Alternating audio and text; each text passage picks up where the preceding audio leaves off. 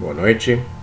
Estamos tratando nas aulas de jornada de trabalho sobre as várias questões oriundas desses preceitos constitucionais e infraconstitucionais, obviamente, no que diz respeito à CLT, sobre a jornada de trabalho. E aí, agora, nos cabe tratar justamente dos empregados que foram excluídos destas normas gerais de tutela da CLT sobre a jornada de trabalho. O que é que eu estou falando agora?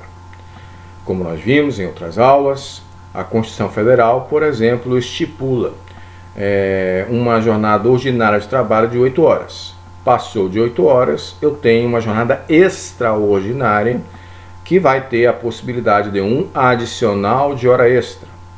Eu tenho dentro da CLT um registro de que até as 22 horas eu tenho uma jornada que não tem adicional noturno. A partir das 22 até as 5 da manhã você já tem um adicional para trabalhar à noite.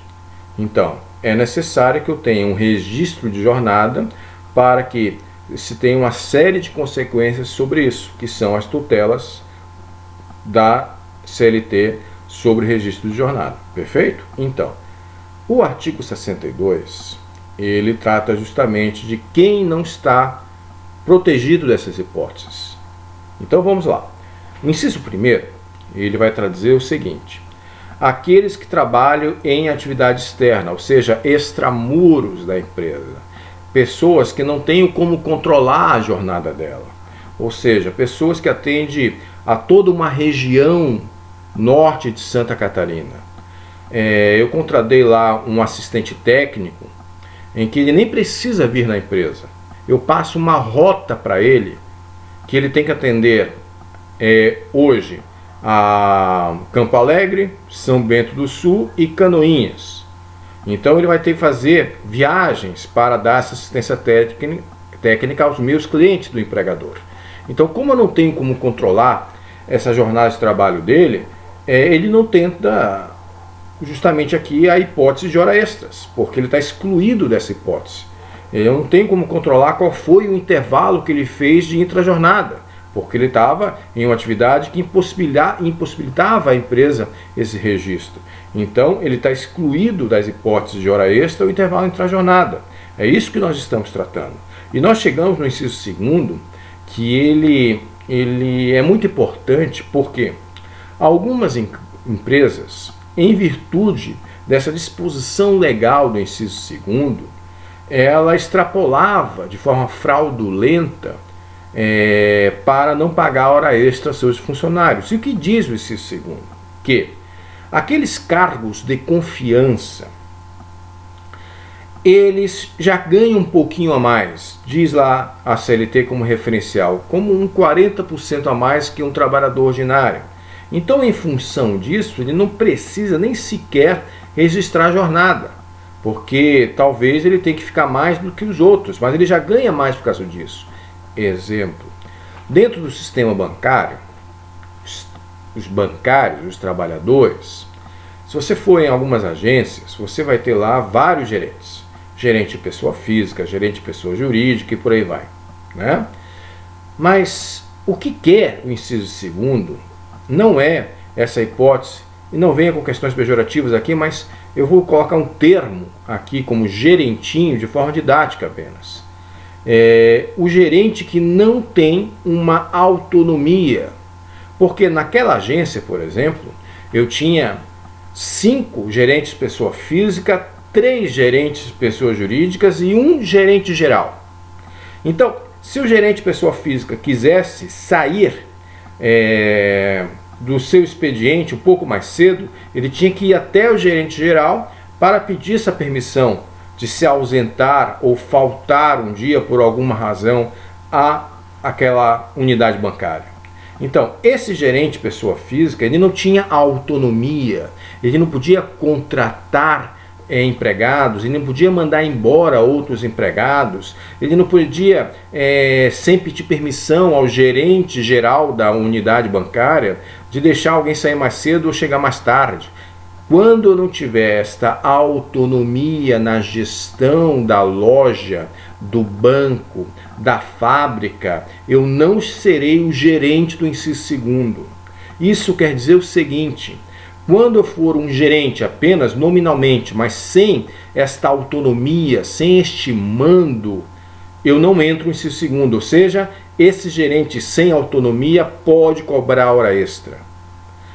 O gerente geral do banco, o gerente geral da fábrica, o supervisor, o coordenador, que tem esse poder de demitir pessoas, admitir pessoas, dar aumento, dar advertência, dar suspensão, esse cidadão, esse gerentão, ele já tem ali um acréscimo salarial de 40%, no mínimo. Ou seja, ele não tem que registrar jornada. Pode o gerentão nem aparecer na empresa e fazer tudo à distância e vai ganhar o seu salário com 40%, porque ele não tem registro de jornada. Perfeito? O que realmente acontece no mercado de trabalho é que quando eu tenho essa confiança do meu empregador, eu sou o supervisor, eu sou o coordenador, eu sou o gerentão, o que ocorre realmente é que o cara é o primeiro a chegar na empresa e o último a sair.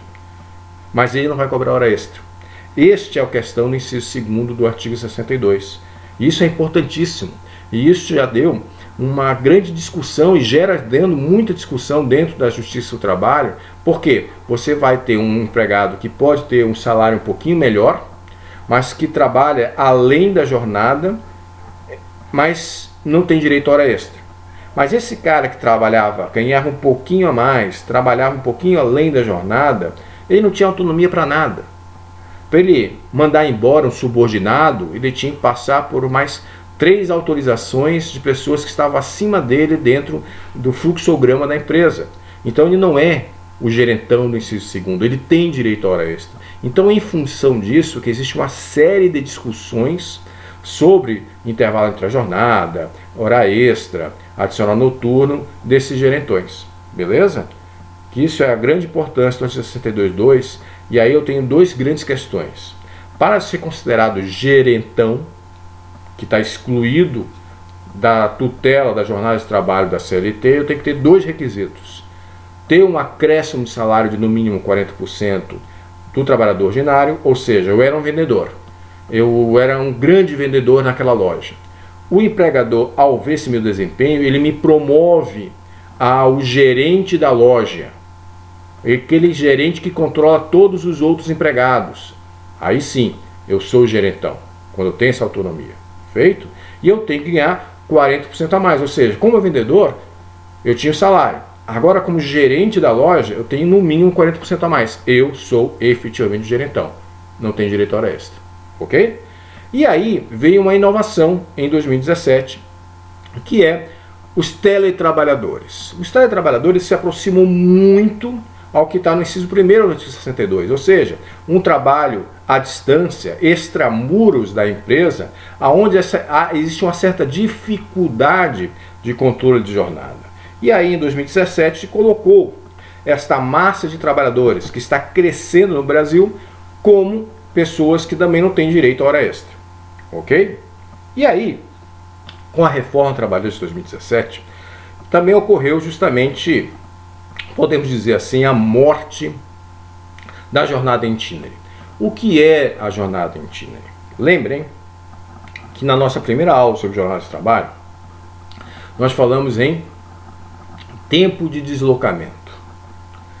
Se esse tempo de deslocamento entraria no conceito de tempo à disposição do empregador. Ou seja, a pergunta é: tive que viajar em prol da empresa. Para isso, eu tive que me acordar às 4 horas da manhã, me arrumar, ir até o aeroporto, aí teve um atraso no meu voo. Ou seja, eu comecei a minha jornada 3 horas antes. Isso é jornada em itinerário? Eu já estava à disposição do meu empregador? Eu posso começar a contar a minha jornada de trabalho assim? Bem, a resposta já era não antes da reforma de 2017. Existia uma série de regras para que eu tivesse esse início da jornada em itinerário. Esta série de regras você pode dar uma olhadinha na súmula 90 do TST, que nos seus incisos ela colocou uma série de hipóteses para que eu tivesse a jornada itinerary ou não. Exemplo, eu ia ter que ter um local de difícil acesso para eu ter a ideia da jornada itinerary. O que é que estou falando? Para eu poder trabalhar na extração de madeira naquela empresa, eu tinha que tomar um transporte público para chegar até a empresa, e quando eu chegava na empresa, eu pegava um outro transporte da própria empresa para ir até o meu local de trabalho, lá no meio do mato, para cortar umas árvores. Esse período onde você não tinha como acessar por transporte público, já é jornada itinerary. Porque até você chegar ao teu local de trabalho, dentro de um transporte que só a empresa poderia te dar para tu poder fazer o teu trabalho, isso já era jornada itinerary. Então, estas regrinhas estão lá na súmula 90 do TST. Porém, eu vou ter que dar uma olhadinha antes no seguinte. O artigo 58, parágrafo 2º, com a reforma trabalhista diz, meu amigo, esquece a jornada itinerary. Eu não vou mais considerar tempo à disposição do empregador esse período que você teve que chegar por difícil acesso até o teu efetivo local de trabalho. Então, se acabou com essa hipótese de jornada itinerary que gerava um certo custo trabalhista para as empresas. Então, se você, para chegar no teu local efetivo de trabalho, que era lá no meio do mato, para fazer aquela extração de madeira, e teve que ir caminhando, pegar um jipe da própria empresa para chegar até lá, isso não vai ser mais computado como jornada itinerary.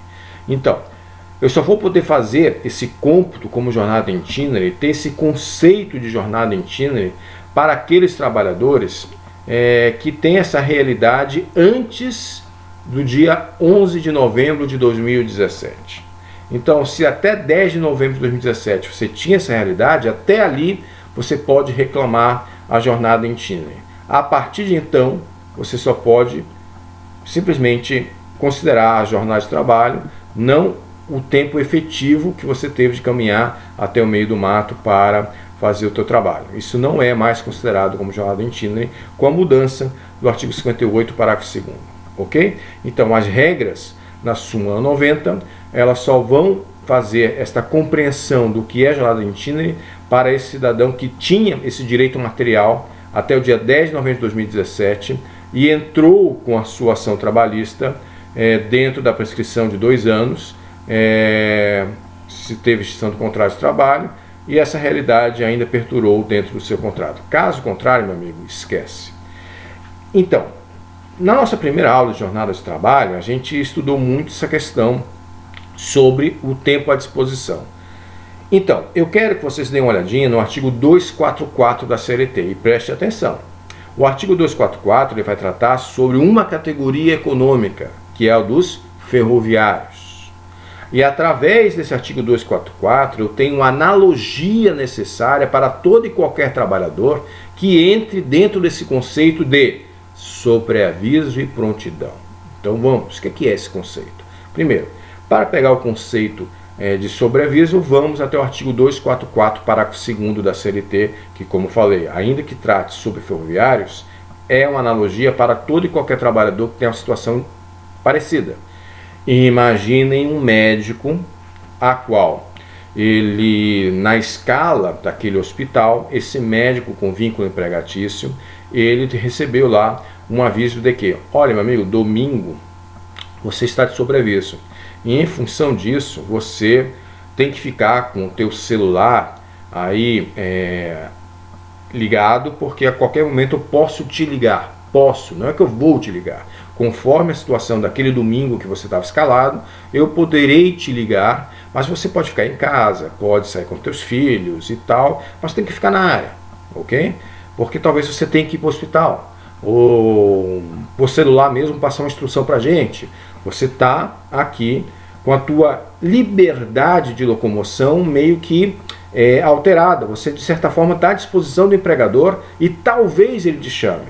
Mas você pode ficar em casa, pode ir na casa do teu pai, da tua sogra, quem quiser, como tu bem entender, mas vai ter que ficar 24 horas à disposição do empregador, ainda que não trabalhe. Então, para isso, tem um adicional. Eu vou te pagar para tu ficar em 24 horas à disposição do empregador e talvez eu não te chame. E mesmo que eu não te chame, essas 24 horas que você ficou com a tua liberdade mais ou menos limitada, eu vou te pagar 1/3 do teu salário normal. Este é o adicional de sobreaviso. O cara que 24 horas fica à disposição do empregador, talvez não trabalhe, talvez possa fazer o que bem entender da vida, não venha na empresa e vai ganhar 1/3 do salário, ok? Muito bem. Tempo de prontidão é outra coisa. Vamos colocar que a prontidão fosse, de forma aqui um macete, mas vamos colocar aqui um termo sinônimo à prontidão, que seria um plantão. Num plantão, diferente do sobreaviso, eu não posso ficar aí pela rua, andando com minha filha de bicicleta, não. Eu tenho que ficar dentro do hospital. Eu estou à disposição do empregador dentro do hospital. Ok? Diferente do sobreaviso. O sobreaviso era de 24 horas. A prontidão, o plantão, é de 12 horas. É bem diferente, né? Então, nesse plantão de 12 horas, eu vou ter um outro adicional pelo tempo que eu estou ali à disposição do empregador. Feito? E como eu estou 12 horas lá, talvez eu esteja dentro do dormitório do hospital, porque aquele plantão foi plantão tranquilão. Não teve nada que me chamou ao serviço, mas eu estava lá no hospital caso acontecesse alguma coisa, tá?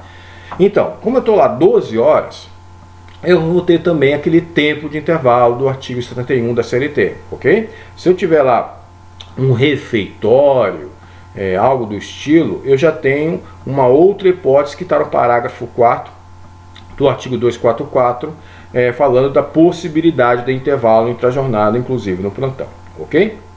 Então, esse é o tempo de sobreaviso e esse é o tempo de prontidão, legal? E aí, em função dos vários pedidos que houveram sobre essas hipóteses de adicionais, ocorreu que o TST fez a súmula 428. O fato de eu ter um celular em que a empresa pode entrar em contato comigo, isso não é suficiente para eu ser considerado como sobreaviso, ok? Então se cria regras lá na súmula 428 para eu limitar essas hipóteses de pedidos de sobreaviso, ok? Hoje ficamos por aqui e voltamos em outra aula por mais questões no que diz respeito à jornada de trabalho. Fiquem bem e até a próxima.